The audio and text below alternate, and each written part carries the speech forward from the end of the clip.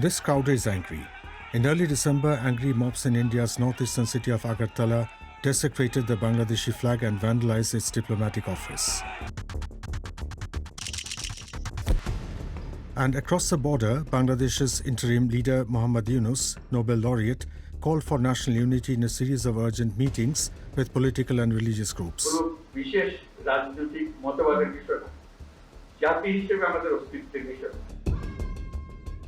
These events were not random. They erupted simultaneously, escalating tensions on both sides of the border of these two South Asian countries. The protest started after a series of attacks on religious minorities including Hindus and went into high gear with the arrest of a Hindu monk in Bangladesh on sedition charges. Demonstrations erupted in Hindu-majority India with different groups including far-rights taking to the streets in several cities. In the wake of the violence, Delhi imposed visa restrictions causing chaos for businesses and travellers. But the anger wasn't confined to India. In Bangladesh, anti-India protests broke out. People marched towards the Agartala border area. The Bangladesh relationship with India has run into a kind of, I would say, difficult patch. But after decades of warm relations, what led the two nations down these difficult paths?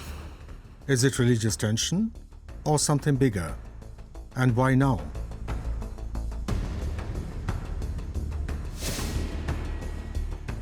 A pivotal moment certainly was former Prime Minister Sheikh Hasina dramatically fleeing to India after stepping down last year. Now Hasina's successor Muhammad Yunus is pursuing her extradition to face charges for deaths during the uprising. Officially, the charges are crimes against humanity. পতিত স্বৈরাচার শেখ হাসিনাকেও আমরা ভারতের কাছ থেকে ফেরত চাইব। On the other hand, from India, Hasina says to her followers,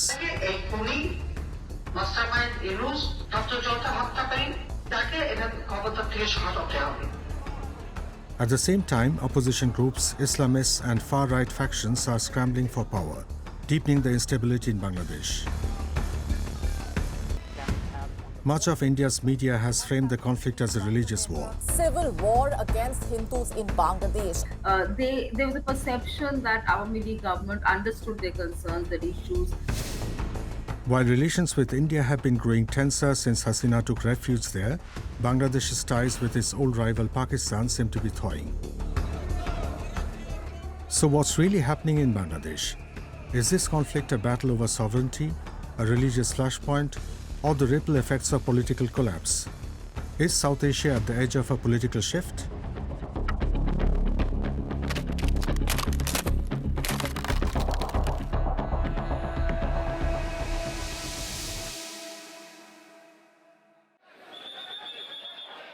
On November 25th, Hindu monk Chinmoy Kumar Das gets arrested in Dhaka.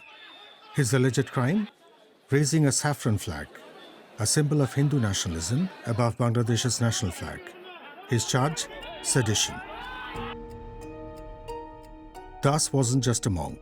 He rallied for minority protection but also was accused by some of inciting unrest. His arrest and subsequent denial of bail sparked outrage among his supporters, leading to violent clashes. These clashes turned deadly. A Muslim lawyer was killed in the port city of Chittagong. Across the border in India, the incident set off alarm bells. Delhi expressed deep concern. Hindu mat mandis were also burned down. Hindu business establishments were also burned. India has consistently and strongly raised with the Bangladesh government the threats and targeted attacks on Hindus and other minorities. But Dhaka was defiant. Yunus's government rejected the allegations and called this unwarranted interference. Tension between the two countries have been steadily worsening, with growing anti-Bangladesh protests across India. Attack on their lives, attack on their homes, attack on their properties. This has to stop. After the attack on its diplomatic office, Dhaka summoned India's ambassador, suspended consular services and condemned the violence.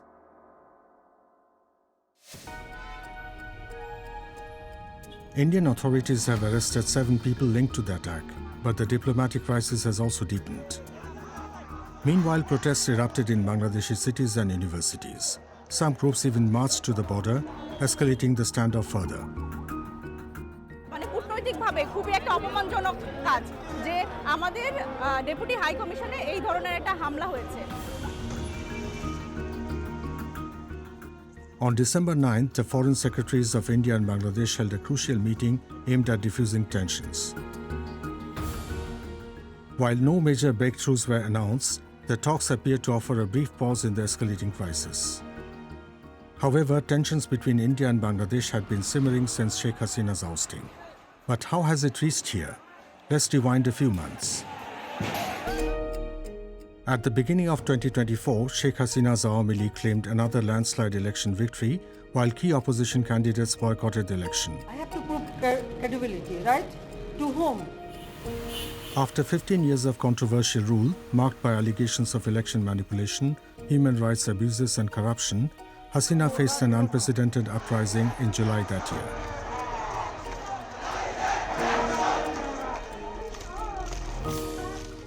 What began as student protests over government job quotas escalated rapidly into nationwide demands for her removal.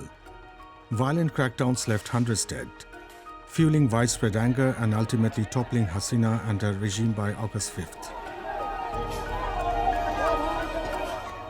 Bangladesh became one of the most discriminatory society in terms of economic indices. Humayun Kabir is a former Bangladeshi diplomat who served in different countries including India and the United States. And the social justice and dignity were lost, particularly during the last 15 years. So they rose up and the people of Bangladesh also found some justification in their struggle or in their fight against the autocratic regime. The government used maximum force. Around 1,500 to 2,000 people died out of the police firing and clashes with the law enforcement agencies. Thousands were injured. And then at the end of the day, the people joined and people uprising took place, which the young people call either a mass uprising or a revolution that toppled the previous government, and the Prime Minister, the then Prime Minister Sheikh Hasina, had to leave the country, and the whole party structure simply collapsed. The fall of Hasina left a vacuum. Islamist groups like Hizb ut-Tahrir, previously banned, re-emerged with anti-India slogans and calls for an Islamic caliphate, while attacks on minorities surged. The interim government faced growing concerns from India, the UN, and Western nations over the safety of minorities, particularly Hindus. खास करके 140 करोड़ देशवासियों की चिंता कि वहां हिंदू, वहां के अल्पसंख्यक, उस समुदाय की सुरक्षा सुनिश्चित हो. Hindus make up 8% of Bangladesh's population. While Sheikh Hasina's leadership was perceived as more protective of minorities, communal violence has been a recurring problem for all governments in Bangladesh. So over the years, irrespective of what particular government is there, there has been a kind of a dilution of numbers. Dr. Sriratha Datta is a professor at the O.P. Jindal Global University in India and a non-resident senior fellow at the National University of Singapore. Bangladesh, Hindus have been targeted on account of not only just because they're minorities, but because of the easy, vulnerable target because of the property. So people have looted them, thrown them out of the house, and it's been a periodic issue. So there is a very general and a popular perception that during Awami League the minorities are feel safer. But it's a fact that even in the last 16 years of Awami League's rule, we've seen minorities going across to Indian borders, and families trying to resettle there. Hasina also had positioned herself as a bulwark against extremism, adopting a zero-tolerance policy against Islamist groups. Sheikh Hasina wanted to legitimize her rule based on this understanding that there are two choices, either Islamist or the autocracy. Ali Riaz is a Bangladeshi political scientist and a distinguished professor at the Illinois State University in the United States.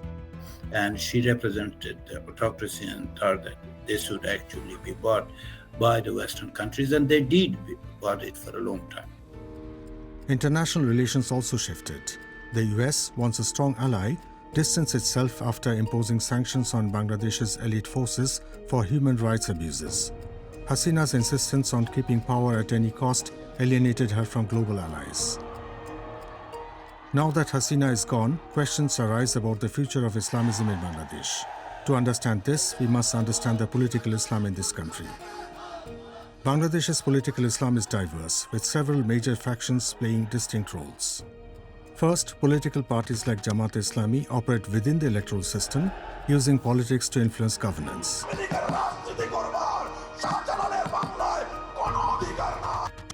Next, madrasa-based groups like Hifazat-e-Islam leverage Bangladesh's extensive Islamic school network to push for Islamic policies through mass protests and mobilizations. Then there are shrine-centric groups rooted in Sufi traditions. These groups wield influence among their followers, combining spiritual authority with local social leadership. Finally, extremist organizations like JMB take a violent approach, advocating militancy to enforce Sharia law. Despite their differences, reports suggest that some of the factions like Jamaat, Hifazat and other Islamist groups are trying to unite their efforts. However, Islamist parties have long been part of Bangladesh's political scene, but the electoral impact has been modest. In the 1991 elections, Jamaat-e-Islami, the largest religious party, won about 12% of the vote. Since then, their influence has waned. We don't know how or which party would have performed in which way or at which level. But as far as I understand from the earlier elections, the Islamic parties, I would say Jamaat-e-Islami and other Islamic outfits, their percentage was not big. Two centrist parties were dominating the political space. And in my view, whatever I saw, it looks like, I don't know exactly how people will vote. Two centrist parties have dominated politics in the country for decades.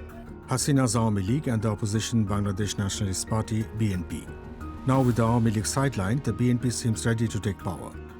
However, they face challenges from Islamist groups and from emerging student-led movements that help to force Hasina out. The country's interim leader, Muhammad Yunus, is trying to reform institutions and prepare for elections. Once accused himself of fraud and corruption by the Hasina administration, his government is now preparing the criminal cases against Sheikh Hasina. Yunus has established commissions to investigate human rights abuses and corruption under the previous regime.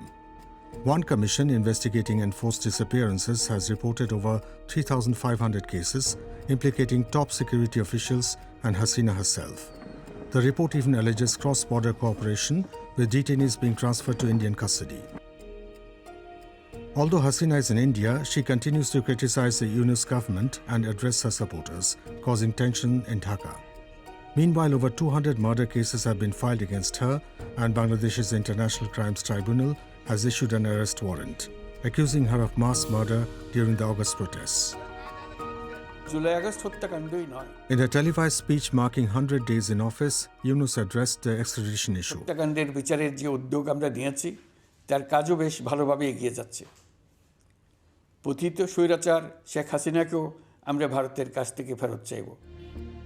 At the end of December, the Bangladesh Foreign Ministry sent a formal request to India to extradite Sheikh Hasina. India and Bangladesh have an extradition treaty, which mandates extradition for crimes carrying a minimum punishment of 1 year. However, it also includes clauses that allow India to refuse extradition.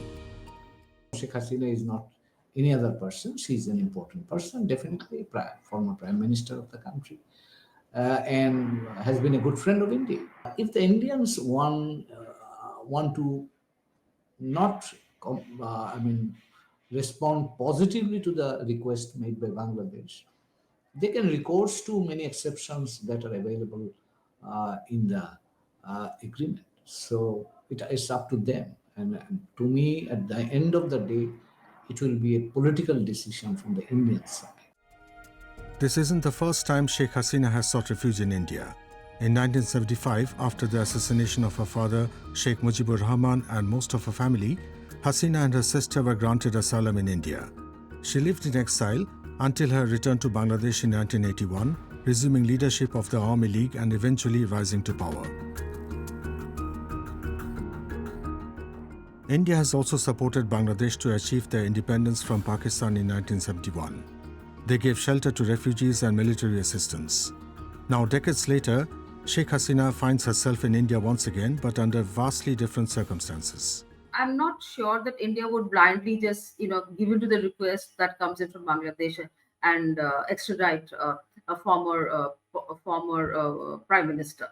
There would be, I think, a technical teams on both sides, legal team on both sides, looking into that matter of great detail, because we've seen even on some very basic issues, even with friendly countries, extradition becomes a very tricky matter. India faces that constantly. So I don't think it's going to be a very easy issue to resolve. Under Hasina's 15-year rule, ties with India deepened, with strong strategic partnerships, particularly through Modi's Neighbourhood First policy. However, critics argue that the relationship favoured India, with Hasina relying on its support to maintain power. Bangladesh cooperated closely with India on border security, especially in insurgency-prone regions. Now, India's concern is the rise of Islamism in Bangladesh, which could destabilize its northeastern states. Additionally, economic interests play a major role. Bangladesh is India's largest trading partner in South Asia. What we have seen in the last 16 years, unqualified support to an autocratic regime by India because of their own interests. For the last 16 years, India benefited immensely from an autocratic regime which was never been elected since 2014. They have supported 3 sham elections and continued repression of the human rights. So what do these changes in Bangladesh mean to South Asian politics? 5 months after Hasina's fall, this cargo ship from Pakistan's Karachi arrived at Bangladesh's Chittagong port, the second ship in 2 months, marking a direct sea trade connection between the two nations. For many, it is a shift in relations between these two nations, which have had no such direct exchanges in over 5 decades. Muhammad Yunus has promised to maintain good relations with India, but is also courting Pakistan, a move that raises eyebrows in New Delhi. Since he took office in August, he has met twice with the Pakistani Premier Shahbaz Sharif. Yunus has even shown interest to resolve the issues between the two countries since Bangladesh's bloody birth from Pakistan in 1971. We are not shifting closer to Pakistan. I mean, the relationship that we didn't have during the last 15 years is in my view, is being normalized. So as a South Asian country, we have our relationship with all the countries as much as we have with India. So Pakistan being a part of South Asia, we are trying to maintain or develop the normal relationship. So is India losing ground in the region? India's extremely intrinsic relation with South Asia is something that none of us forgive and none of us forget. And we very deeply, all of us relate to that, including all the neighbors. I think no matter how much external players have a role to play in the region, as they do, we know, but the kind of historical and geographic connection that all the neighbors shares with India is something which is not matchable. Bangladesh is standing at a crossroads. The fall of Sheikh Hasina has created both challenges and opportunities, with the rise of Islamism, regional tensions, and the pressure on Yunus's government, creating a fragile balance. In a Muslim majority country, understandably, there will be people who will be supporting Islamists of various shades. There is no single Islamist force here. So are what we usually describe as a liberal force. So, considering all these things, as if suddenly post-August 5, there has been upsurge of the Islamist force. I don't think that is a proper representation of Bangladesh at this moment. India needs Bangladesh, Bangladesh needs India. That's the geography has set us in that context. And we must be respectful to that and try to optimize these opportunities, not just abandon it and let it be wasted. There has been a lot of political engagement in the past, in the last 1.5 decades, but I think the youth engagement has been a bit low, and I would sincerely believe that whoever now takes over in Dhaka and the Delhi government will work to ensure that the youth see a future in working together. Will Bangladesh stay secular, or will Islamic fundamentalism redefine its future? Time will tell.